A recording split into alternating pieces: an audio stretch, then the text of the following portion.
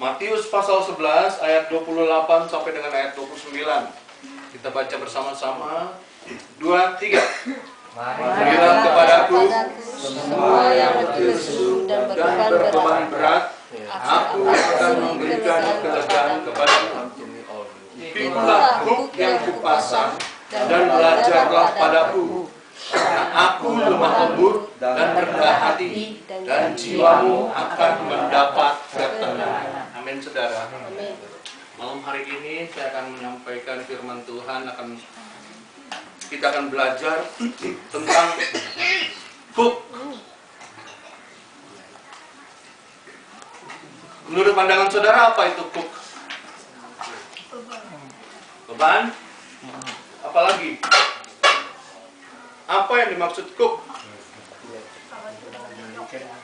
Ya? Iya, yuk. Ada lagi? Apa itu kuk? Alat untuk mengendalikan api. Ya. Terus ada lagi? Kenapa Tuhan Yesus katakan pikulah kuk yang kupasang? Kesusahan ya. Kesusahan? Apalagi? Beban. Beban? Terus? Tanggung jawab. Ada lagi yang dapat melihat tentang kuk ini? Tuhan Yesus katakan, marilah kepadaku semua yang letih lesu dan berbeban berat, aku akan memberi kelegaan kepadamu. Itu ayat 28.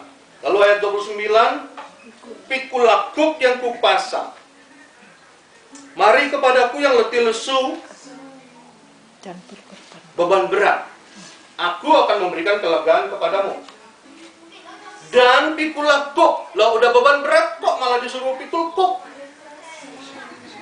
Apa kira-kira pandangan tentang kuk ini?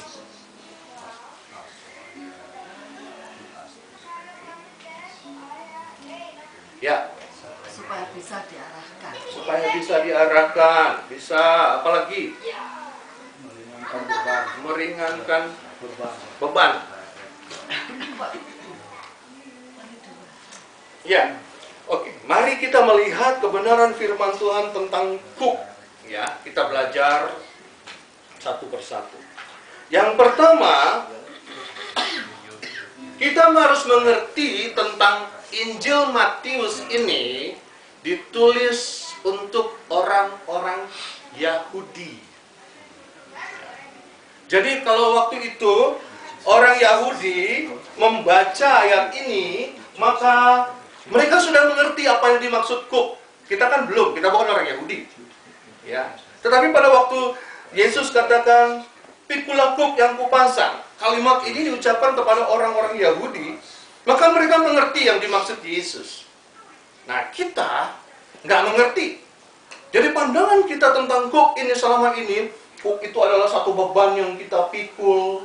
Sedangkan ayat 28 mengatakan bahwa marilah kepadaku hai semua yang letih lesu dan berbeban berat. Artinya kita yang berbeban berat, yang letih dalam perjalanan hidup, yang penuh dengan persoalan, datang kepada Tuhan, sampai sama Tuhan ditaruh kuk, blek begitu. Nah, itulah pandangan yang ada di dalam pikiran kita. Tetapi kalau kita melihat di dalam Alkitab satu persatu, pertama-tama kita melihat bahwa kalimat ini, waktu Yesus berkata-kata berbicara, Yesus berbicara di tengah-tengah orang Yahudi. Di dalam Injil Matius ada banyak sekali istilah-istilah yang secara khusus yang tidak ada keterangannya. Kenapa? Karena ini dibicarakan kepada orang-orang Yahudi. Jadi mereka nggak usah diterangin, mereka udah ngerti. Gitu. Nah, kita perlu mengerti tentang apa yang dimaksud dengan kuk ini. Saudara, kalau kita melihat di dalam firman-firman Tuhan ini, kata yang dipakai di sini dipakai dengan kata satu kalimat bahasa Yunani disebut dengan zugos, Z-U-G-O-S, zugos. Itu terdapat juga dalam Kisah Rasul 15 ayat 10, terdapat juga dalam Galatia 5 ayat 1, 1 Timotius 6 ayat 1, dan Wahyu 6 ayat 5. Ternyata kuk yang dimaksud Tuhan Yesus, pikulah kuk yang kupasang ini berbicara tentang hukum.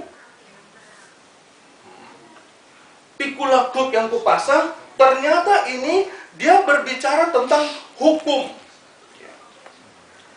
Memang secara harfiah, kuk ini adalah alat untuk dipasang di kuda, di lembu, ya, dibebankan kepada binatang, bukan untuk membajak sawah itu yang dipakai di pundak, ya, di atas pundaknya binatang itu, ya, untuk dipasangkan tali kekang, ya, untuk dipasangkan tali kekang itu harus ada kuknya, ya.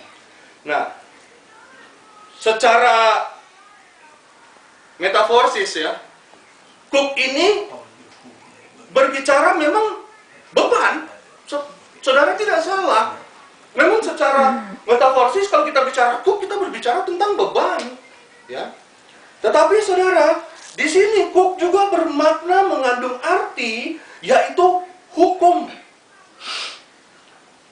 Kuk ini berbicara tentang hukum. Nah, kita lihat apa yang dimaksud dengan hukum di sini, saudara. Mari kita lihat pertama-tama, kenapa Tuhan Yesus katakan tentang hukum? Apa yang dimaksud dengan Tuhan Yesus tentang hukum ini? Saudara, buka Ratapan pasal 3. Saya perlu ada yang bantu saya baca supaya kita cepat. Ratapan pasal, kitab Ratapan pasal 3 ayat 27. Ratapan pasal 3 ayat 27. Kitab Ratapan pasal 3 ayat 27. Ada yang sudah dapat? Bahasa Indonesia tolong dibacakan. Adalah baik bagi seorang pria memikul kuk pada masa mudanya. Ya. Nah, saudara lihat, di dalam kitab Ratapan pasal 3 ini dikatakan baik bagi seorang pria memikul kuk pada masa mudanya. Itu sebabnya saudara di dalam upacara-upacara Yahudi, ya, anak-anak remaja yang berusia 12 sampai 13 tahun itu diwajibkan untuk menjalani satu upacara, yaitu disebut dengan bar mitzvah. Mesbah maksudnya. Bar mitzvah. Atau disebut dengan anak hukum. Secara simbolis, anak-anak ini naik ke atas mimbar dan menerima hukum Taurat yang digulung-gulung itu. Saudara mungkin pernah lihat di televisi atau di mana, ya. Jadi ini disebut dengan kuk. Jadi sejak muda orang Yahudi ini umur 12-13 tahun dipanggil ke depan mimbar di dalam sinagog mereka.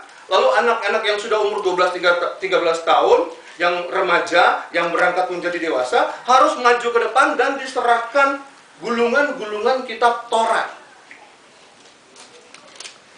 Dan ternyata ini disebut dengan hukum, dan ini disebut dengan kuk. Nah, kita malam hari ini mau melihat apa kait-mengaitnya Tuhan Yesus berbicara tentang kuk, yang menurut pandangan kita itu adalah beban, tetapi sebenarnya itu berbicara tentang hukum. Itu berbicara tentang firman Allah. Kuk ini berbicara tentang firman Allah. Nah, saudara, Yesus waktu bersama dengan murid-muridnya, Yesus berbicara tentang hal ini. Yesus berbicara tentang hukum Taurat, ya. Yesus berbicara tentang formula Taurat yang berat itu. Coba saudara lihat dulu Matius pasal 5. Matius pasal yang kelima. Ayat ini kita nggak perlu baca semua. Matius pasal yang kelima, mulai ayat yang ke-21 sampai dengan ayat yang 48. Saudara, kalau saudara catat, saudara bisa baca sebentar atau di rumah saudara. Ini berbicara tentang formulasi hukum Taurat. Nah, inilah kait-mengait antara Yesus katakan tentang kuk yang dipasang adalah ringan, artinya beban kuk itu ringan, artinya hukum, peraturan, Taurat, firman Allah yang dipasang